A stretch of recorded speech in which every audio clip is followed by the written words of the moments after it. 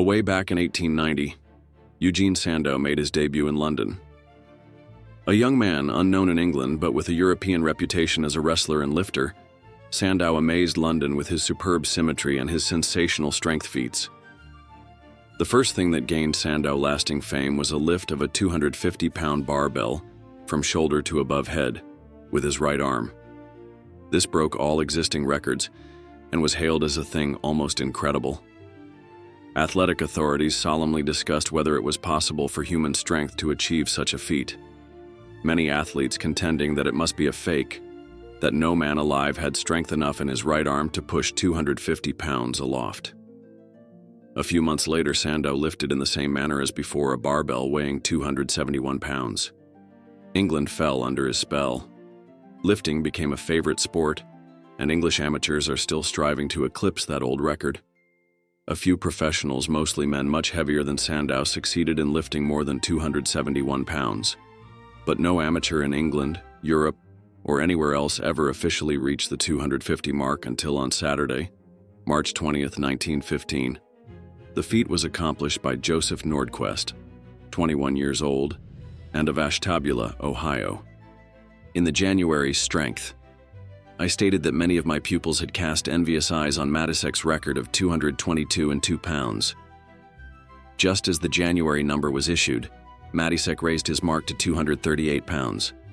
But I felt that even at that mark his crown did not rest securely, and advised him to train for further improvement. In February, I received dozens of letters from advanced pupils telling me of their lifts. Among them was a startling communication from a Joe Nordquest, who modestly stated that he could press aloft over 250 pounds with his left arm, and in support of his claim sent me 2 photographs which showed that he was a young man of tremendous muscular development. Being deeply interested in such a phenomenon, I wrote Nordquest and asked how he had gained his strength. He replied that he had developed himself with an old Milo barbell, which was the property of an older brother. I searched my records and found, sure enough, that 10 years ago I had sold a barbell to this brother, and that the said brother was famous several years ago as one of the finest living examples of manly strength and beauty of form. More of him later on. We are now concerned with Joe Nordquest, the present amateur title holder. I wrote Joe, telling him frankly that I had never seen anyone amateur or professional lift 255 pounds aloft with his left arm, and asking him how long he would have to train to be able to duplicate the feat in my presence.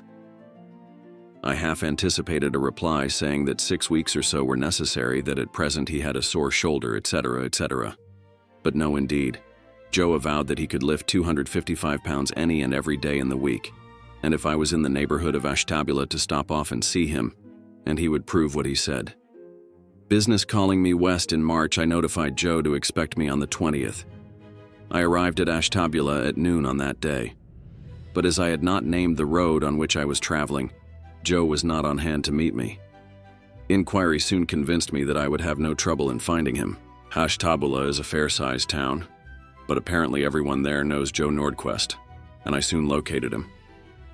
The news of Joe's attempt for an official record had spread, and a couple of hundred of his neighbors and friends were present to see the event. Everyone wore an interested expression of pleased anticipation. There seemed to be no doubt in anyone's mind that the visitor, yours truly, was to be convinced that Ashtabula harbored a champion lifter. The afternoon was pleasant.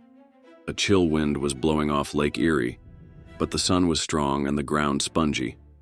There were few preliminaries. The scales were brought forth, together with the certificate of inspection. I further tested them and found them to be exact.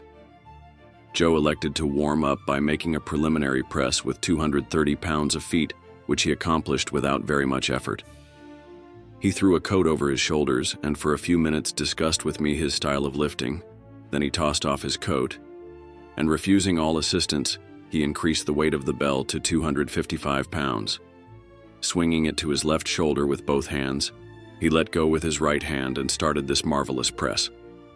Slowly he bent his body over, balancing the enormous weight securely in his left hand. His expression was one of grim and relentless determination. The huge muscles of his arms and back stood out like ridges of steel. He made a supreme effort and straightened the left arm, and then slowly and cautiously stood erect with the bell. I had cautioned him that he must hold the bell aloft while I counted 2. As soon as he was perfectly erect, with the arm straight and stiff as a poker, I counted 1, 2, and he then stepped backward and allowed the bell to fall and embed itself in the soft ground. The witnesses applauded Joe as we lugged the weight to the scales.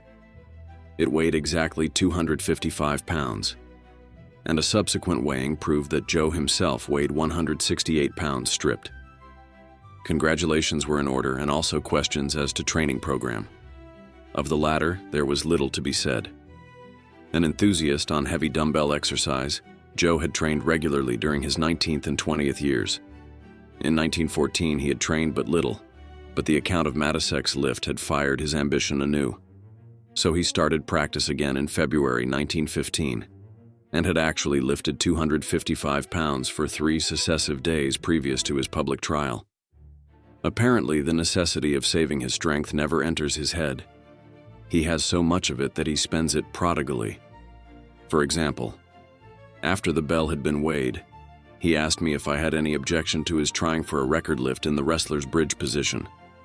On finding that I was eager to see an attempt, he sent for a small square cushion, which he placed by the center of the barbell handle. Grasping the bar with both hands, he leaned over, placed his head on the cushion, and threw a neat headspring over the bar, bringing himself into the bridge position. He pulled the bell to his chest and slowly forced it to arm's length. I counted 1, but before I reached 2, Joe, who had not understood, hurled the bell back to the ground. We were both disgruntled. I, because I had not fully explained, and he, because he had been so quick. But it made little odds. Without a minute's pause, he again threw himself into position, again lifted the bell across to the chest, but as he pushed the bell upwards, the cushion slipped to one side, and his head slid along the muddy ground. I was horrified. It was enough to sprain his neck severely, but the mighty arms supporting the bell held it securely aloft while their owner came to full stretch on his back. He then got to his feet and ruefully examined a groove an inch deep which his head had cut in the ground, while his kind friends joshed him. Evidently, a strong man must expect no sympathy. We fastened the cushion in place, and for the 3rd time in 5 minutes, the big bell was lifted across to the chest and forced up until the supporting arms were straight. I counted 1, 2. And Joe, determined that there should be no mistake this time, himself calmly went on 3, 4, and so on up to 10. Then he stood up and grinned.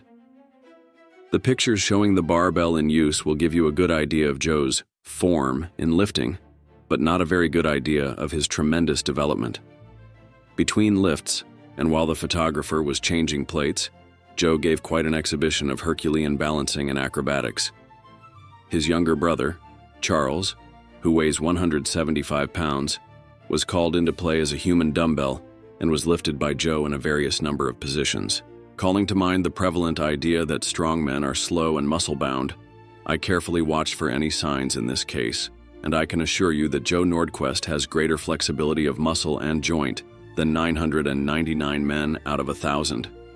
He can bend his wrists further than anyone I ever saw, and his shoulder muscles possess apparently the very maximum of flexibility.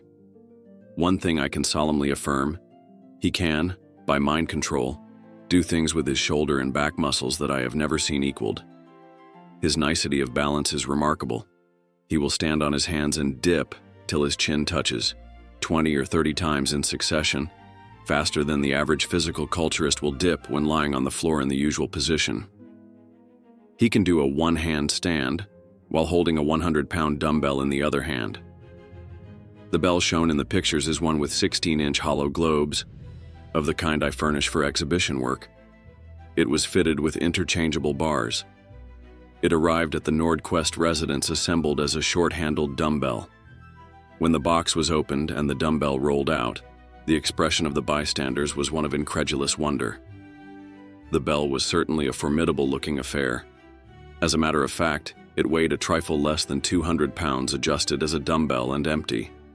Here is where the oldest of the brothers, Mr. Arthur Nordquest, enters the tale. As I have said, Arthur was formerly a heavy dumbbell enthusiast, and had bought a Milo bell from me years ago, but had not done any active training for the last 8 years. While the crowd was gaping at the big dumb bell, Arthur stepped forward, grasped it, swung it to the right shoulder, and executed as beautiful a right-hand press as I have ever seen. A moment afterward, one of his friends, who had not seen the lift, caught sight of the dumbbell and rushed up and asked Arthur if he could lift it. To please him, Arthur lifted it again. Shortly after, to oblige me, he donned an athletic shirt and lifted it twice more while the photographer snapshotted him. He then begged me not to mention his lift, for he had not trained for years, and apparently considered four distinct presses with a bell weighing in the neighborhood of 200 pounds as a mere trifle not worth mentioning. I feel that I would have cheated my readers if I had left Mr. Arthur Nordquest out of the account. Thousands of physical culturists have been told that if a man develops huge muscles, he will go to pieces when he stops training. Pure foolishness. I know plenty of retired strong men who are just as strong and just as well put together as in their youth. Mr. Arthur Nordquest is still a young man, about 30. But if I was asked to pick out a man who would be as strong in 1935 as he is today, I would select Mr. Arthur Nordquest. After the lifting was all over, we adjourned to the photographer's studio to secure some muscle poses as a souvenir of the occasion. Here I was amazed. For 20 years, I have been a close student of muscular development. I have been watching them all pose since Sandow introduced posing at the World's Fair in 1893. But this boy, Nordquest, did some things which were new to me. One of them is the pose, figure number 8. The others consisted in muscular movements which could not be shown in still poses. After the posing, I measured Joe at his request. The results were: